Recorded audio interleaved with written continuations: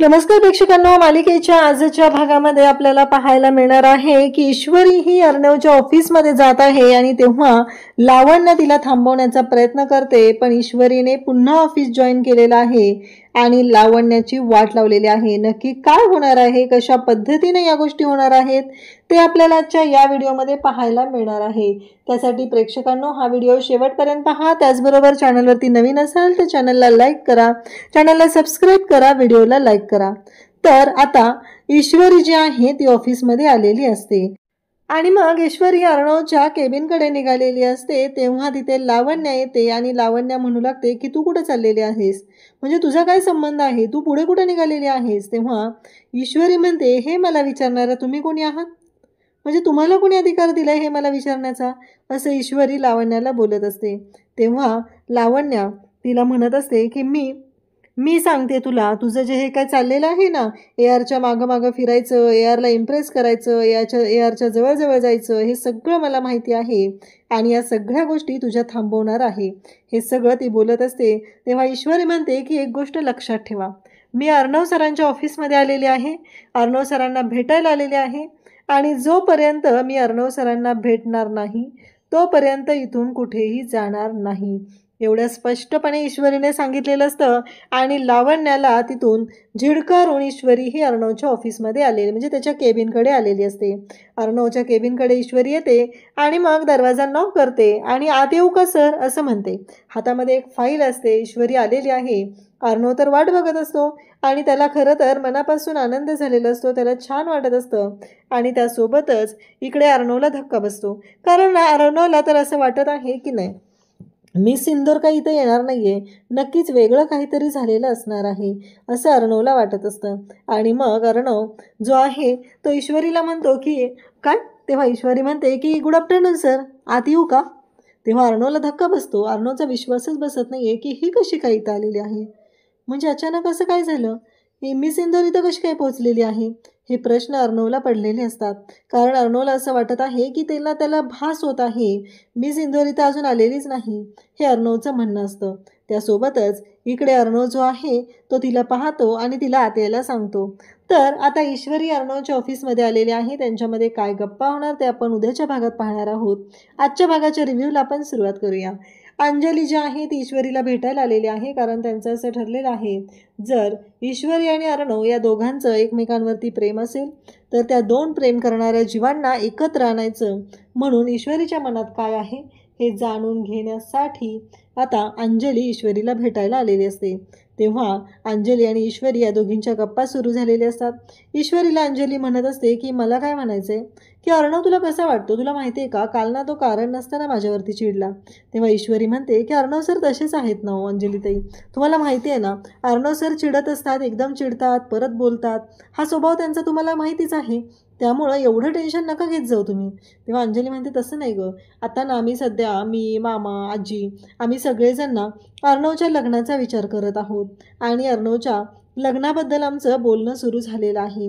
त्यामुळं आम्हाला असं वाटत आहे की म्हणजे अर्णव आहे त्याच्यासाठी एक छान अशी मुलगी बघावी आणि त्याच्या लग्नाबद्दल बोलणं करावं असं आम्हाला वाटत आहे. हे सगळं बोलणं चालू झालेलं असतं आणि तेव्हा मात्र इकडे अंजली तिला सांगत असते. तेव्हा ईश्वरी म्हणते हो खरं अर्णव सरांच्या लग्नाबद्दल तुम्ही बोलताय हे मला पटतंय, पण तेव्हा अंजली म्हणत असते पण आता आम्हाला कळतच नाही आहे की त्याच्या मनात कोणी आहे का, तू त्याला विचारशील का गं, म्हणजे तुला तो सांगेल असं मला वाटतंय, म्हणजे तुम्ही तसं बोलता.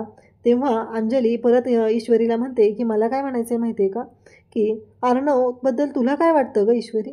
तेव्हा ईश्वरी म्हणते कसं आहे, आमच्या दोघांमध्ये हे बघा बॉस आणि एम्प्लॉईचं नातं होतं, म्हणजे आमच्या दोघांमध्ये कधीच अशा वेगळ्या गोष्टी नव्हत्या. ते माझे बॉस होते, मी त्यांची एम्प्लॉई होते, आता तर मी त्यांची एक्स एम्प्लॉई, आता तर एम्प्लॉई पण मी त्यांची राहिलेली नाही, असं ती बोलत असते. आणि तेव्हा मात्र इकडे ती म्हणत असते मला ना खरं तर अर्णव सरांबद्दल खूप आदर वाटतो. एवढ्या कमी वयामध्ये त्यांनी त्यांची जी ग्रोथ केलेली आहे, त्यांचा बिझनेस डेव्हलप केलेला आहे, त्या ज्या गोष्टी केलेल्या आहेत त्याबद्दल ना मला त्यांचा खूप आदर वाटतो, हे सगळं ईश्वरी सांगत असते.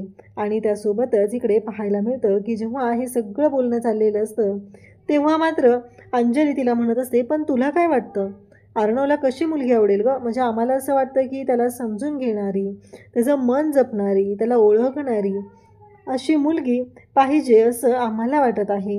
म्हणजे अशी मुलगी अर्णवच्या आयुष्यात यावी अशी आमची इच्छा आहे, असं ती बोलत असते. आणि मग अंजली बोलत असते. त्याचवेळी ईश्वरी मात्र शांतपणे सगळं ऐकून घेत असते. अंजलीला अशी अपेक्षा असते की ईश्वरीने सगळ्या गोष्टी अगदी मान्य केल्या पाहिजेत किंवा तिच्या मनात काय आहे, तिच्या कुठल्या वाक्यातून बोलण्यातून कळेल असा विचार तिच्या डोक्यात सुरू झालेला असतो. आणि म्हणून तर ती बोलत असते. आणि त्यासोबतच पाहायला मिळतं की एवढं सगळं चालू असतं आणि तरीही ईश्वरीच्या तोंडून जराही काही निघत नाही आहे की नक्की तिला अर्णवबद्दल काय वाटतंय, अर्णवबद्दल तिच्या मनात काय विचार आहेत. ईश्वरी काहीच बोलत नाही. ही गोष्ट मात्र अंजलीच्या लक्षात आलेली असते. अंजली म्हणत असते, मी एवढं बोलते पण हिच्या मनात म्हणजे तसं काही वाटतच नाही आहे मला. हा विचार अंजलीच्या डोक्यात आलेला असतो. आणि अंजली मात्र म्हणत असते की ईश्वरीला तर काहीच नाही वाटत आहे आणि मी आणि आजी उगीच विचार करून बसलोय का असं अंजली विचार करू लागते. त्याचवेळी अंजली म्हणत असते की नाही, तसं काही नसेल, वेगळं काहीतरी असेल असं ती बोलत असते. आणि त्यासोबतच इकडे पाहायला मिळतं की जेव्हा या सर्व गोष्टी चालू असतात तेव्हा मात्र इकडे अंजली समजवत असते. अंजली तिच्याशी बोलण्याचा प्रयत्न करत असते, परंतु इकडे ईश्वरी मात्र ऐकतच नसते. ईश्वरी म्हणत असते, अंजलीताई तसं नाही हो, अर्णव सर कसे आहेत माहिती आहे ना तुम्हाला, असं म्हणत ती अंजलीला समजावू लागते. अंजली बोलत आहे. अंजलीला जाणून घ्यायचं आहे की ईश्वरीच्या मनात काय आहे, नक्की ईश्वरी कशी आहे, ईश्वरीला काय वाटतं, ईश्वरीला खरंच अर्णवबद्दल काही वाटतं का. आणि तेवढ्यातच अंजलीच्या फोनवरती मामाचा फोन येतो. अविनाश मामाचा फोन आलेला असतो. मामाचा फोन अंजली उचलते आणि मग मामा इकडून बोलायला सुरुवात करतो. अगं अर्णव कधीपासून ऑफिसमधून निघालेला आहे पण तो अजूनही घरी आलेला नाही. आणि त्यासोबतच अर्णवची गाडीसुद्धा ऑफिसच्या पार्किंगमध्येच पार्क केलेली आहे आणि अर्णवचा फोनही स्विच ऑफ येतो. मी खूप वेळा फोन केलेला आहे. तेव्हा अंजली म्हणते, काय सांगतोस मामा, नक्की काय झालंय. तेव्हा मामा म्हणत असतो की हो, मी खरंच सांगत आहे, काहीतरी प्रॉब्लेम झालेला आहे, अर्णव अजून घरी आलेला नाही. तेव्हा अंजली म्हणते, काळजी करू नको, मी इकडे ईश्वरीकडे आले होते तिला भेटायला आणि त्याचबरोबर तिने इंदोरलाही गेली नाही आहे ते जाणून घ्यायचं होतं म्हणून आले होते. मी घरी येते, आल्यावर बघूया आपण अर्णवचं काय झालं आहे. तेव्हा अंजलीला ईश्वरी विचारते, काय झालं अंजलीताई.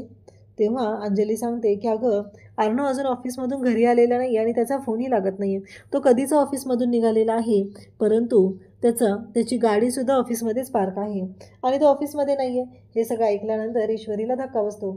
ईश्वरी म्हणते की अंजलीताई एक बोलू का मी. तेव्हा अंजली म्हणते, बोल ना, काय झालं. तेव्हा ईशू म्हणते की अंजलीताई तुमच्या लक्षात येतं आहे का, अहो अर्णव सर काय लहान आहेत का, एवढं छोटं बाळ असल्यासारखं तुम्ही त्यांची काळजी करत बसलाय. येतील ना अर्णव सर, एवढी काळजी करायची काहीच गरज नाही, असं ईश्वरी अंजलीला सांगत असते. तेव्हा ईश्वरी जे शब्द आहेत ते ऐकल्यानंतर अंजलीला धक्का बसतो.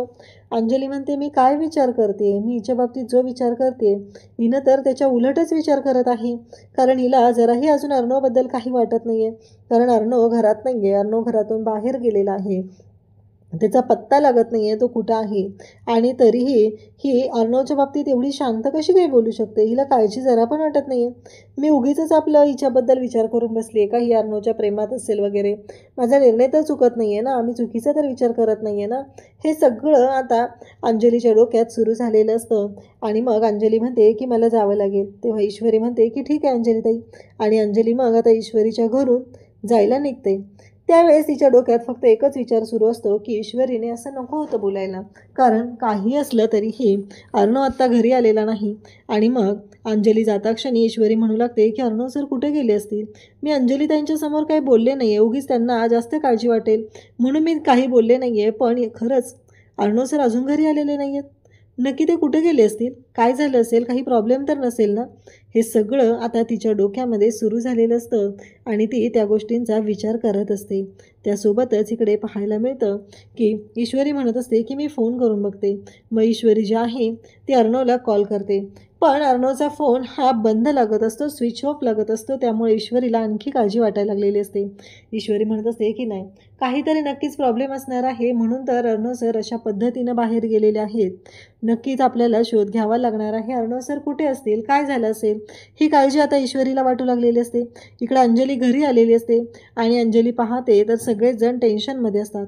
अंजली त्यांना विचारते काय झालं. तेव्हा नक्की काय झालं आहे, कुठे आहे चिंटू.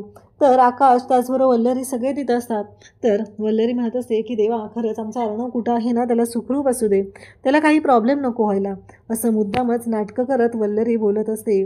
आणि तेव्हा मात्र तिथे आलेली असते ती म्हणजे अंजली म्हणत असते की थांब, काळजी करू नको आजी, आपण बघूया काय झालेलं आहे, काय प्रॉब्लेम झालेला आहे. हे सगळं बोलणं चाललेलं असतं. आणि तेव्हा मात्र ते दोघं जण सगळे म्हणत असतात, अंजली मामाला म्हणत असते की मामा, आपण बाहेर पडूया, आपण अर्णव कुठं आहे त्याचा शोध घेऊया. आणि तेवढ्यातच अर्णव आलेला असतो. सगळे पॅनिक झालेले असतात. सगळ्यांना अशा अवस्थेत पाहून अर्णवला धक्का बसतो. अर्णव म्हणतो की हे सगळं काय झालंय, हे असे का करतायत, हे असे का बोलतायत, नक्की काय झालेलं आहे, असा प्रश्न अर्णवला पडलेला असतो. आणि अर्णव त्यांच्याकडे येऊ लागतो आणि त्यांना विचारू लागतो की हे सगळं काय चाललंय. तेव्हा आजी म्हणत असते की कुठं होतस तू, नक्की काय चाललंय तुझं, तुझा फोन लागत नाहीये, तुला आम्ही फोन करतोय, एवढा वेळ झालं आणि तुझा काहीच पत्ता नाहीये, कुठं होतस तू, असं म्हणत आजी त्याला बोलत असते. आजी त्याच्याशी बोलत असते, त्याला विचारत असते.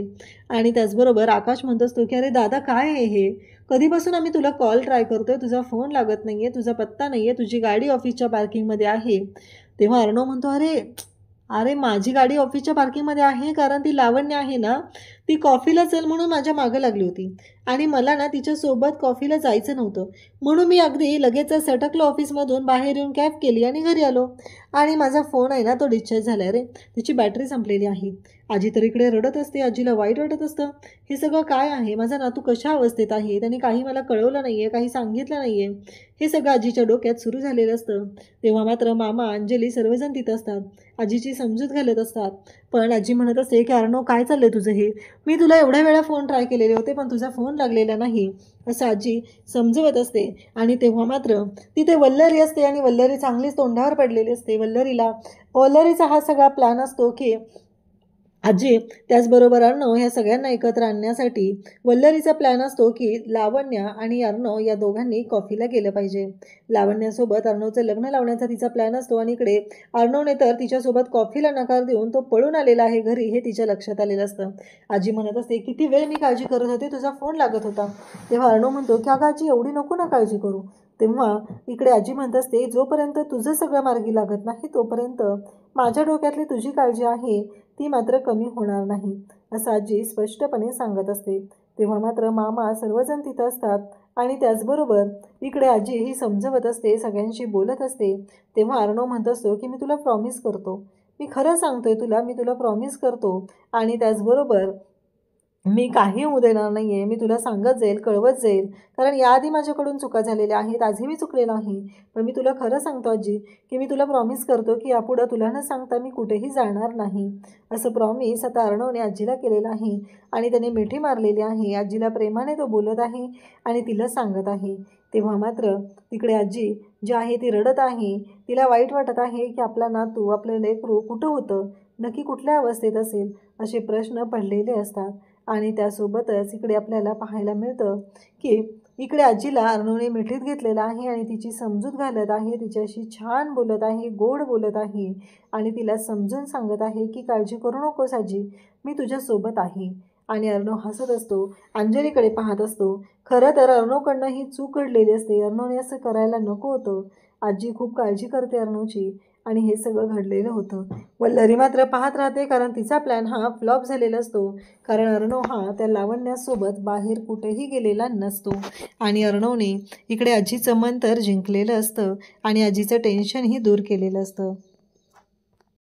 अर्णवचा फोन अजूनही आलेला नाहीये आणि मेसेज देखील सेंड झाला नाही, यामुळं ईश्वरी चिंतातूर आहे. नमू हे सगळं पाहत आहे. नमू विचारते, अगं ईश्वरी, काय झालं मला सांगशील का? तेव्हा ईश्वरी सांगते की मी अर्णव सरांना मेसेज करून ठेवलेला होता, पण मेसेज अजून डिलिव्हर झालेला नाही आहे, म्हणजे त्यांचा फोन अजून चालू झाला नाही आणि अजून ते घरी पोचलेत का नाही ते मला कळत नाही. नमूला कळत असतं की ईश्वरीचं नक्की काय चाललंय ते. तिला त्यांची किती काळजी वाटते हे नमूला समजलेलं असतं. पण ईश्वरी मात्र तशा पद्धतीनं ती दाखवत नसते. ईश्वरी असं म्हणते की मला काळजी वाटते कारण ते घरी पोचलेले नाही आहेत. नमू म्हणते, अगं मेसेज डिलिव्हर झाला ना, मग लगेच तू त्यांना फोन कर, म्हणजे तुला समजेल की काय झालं आहे ते. ईश्वरी म्हणते, अगदी बरोबर आहे, पण अगं मेसेजेस डिलिव्हर होत नाही आहे, कुठे गेले असतील काय माहिती, मला कळत नाही आहे. आणि असं का करतात ना ते कळत नाही. यांना घरच्यांना सांगून जायला काय प्रॉब्लेम असतो बरं? नेहमी बाकीच्यांना समस्येमध्ये आणि असं चिंतेमध्ये टाकायला त्यांना का आवडतं ना ते मला कळत नाही, असं ती सगळं बोलत असते. नमू मात्र तिला समजावून सांगत असते, अगं असतील काहीतरी कामामध्ये, एवढी का काळजी करतेस तू, नको काळजी करू. आता त्यांचा मेसेज डिलिव्हर झाला की लगेच फोन करून विचार की ते कुठे गेलेले होते, एवढी काळजी करायची काहीच गरज नाही. असं सगळं नमू बोलत असते. तेवढ्यात मेसेज डिलिव्हर झालेला असतो. मग लगेच ईश्वरी खुश होते आणि म्हणते, अगं बघ मेसेज डिलिव्हर झालाय. नमू म्हणते, बरोबर कर बरं लवकर त्यांना फोन आणि विचार कुठं होते ते. लगेच ईश्वरी फोन करते.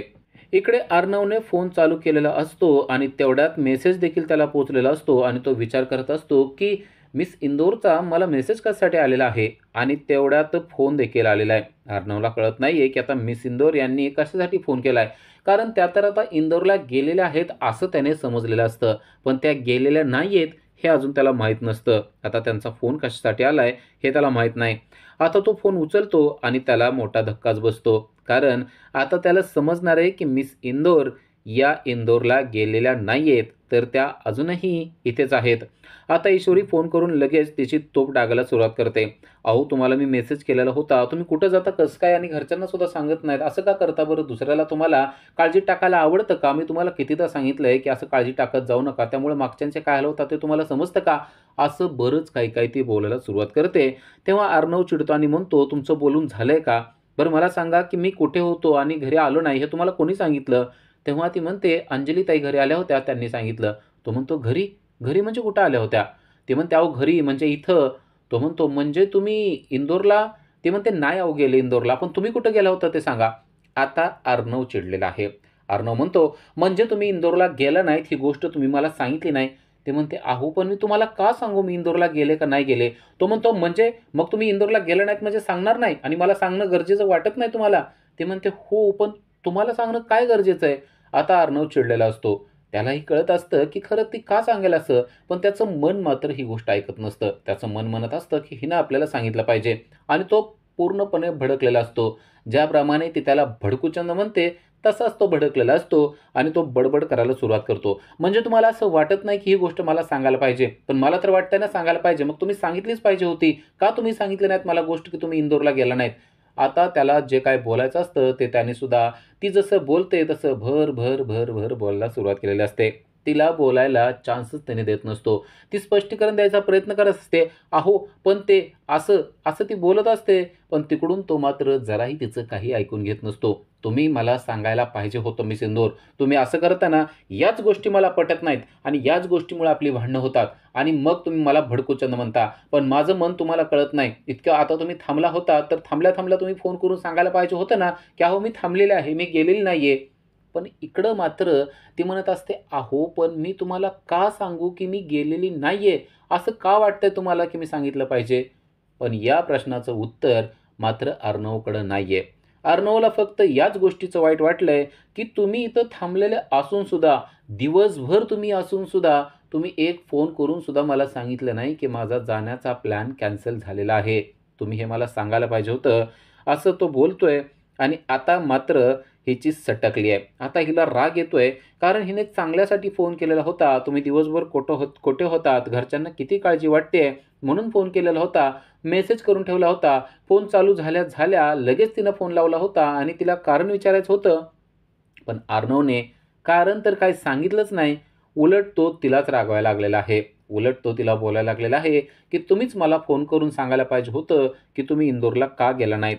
आता ही चिडते आणि म्हणते, हो मी गेले नाही ना, पण मी आता सांगणारच नाही तुम्हाला मी का गेले नाही ते. मला आता सांगायचंच नाहीये तुम्हाला. नाही मला बोलायचंच नाहीये. मला आता तुमच्याशी बोलायचीच इच्छा नाहीये. कशाला बोलू मी तुमच्याशी आणि आता तरी का बोलते आणि हे तरी का सांगते मी तुम्हाला की मला तुमच्याशी बोलायची इच्छा नाहीये. आत्तापर्यंत मी का फोन ठेवलेला नाही हेच मला कळत नाही. तो म्हणतो, अच्छा असं आहे का, मग ठेवा ना फोन. एवढं सांगण्याची काय गरज आहे. तुम्हाला कळतंय ना की मला बोलण्याची काय गरज नाहीये. ठेवा चला, मलाही तुम्हाला बोलायचं नाही.